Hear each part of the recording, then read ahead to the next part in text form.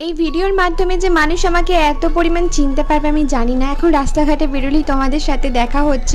অনেকেই আছো যারা সামনে থেকে এসে আমার সাথে কথা বলছো, ছবি তুলছো, যেগুলো আমার খুবই ভালো লাগছে। নিজের যে একটা পরিচয় বানাতে পারবো এই ইউটিউব থেকে, সত্যি করে বলতে জানতামই না।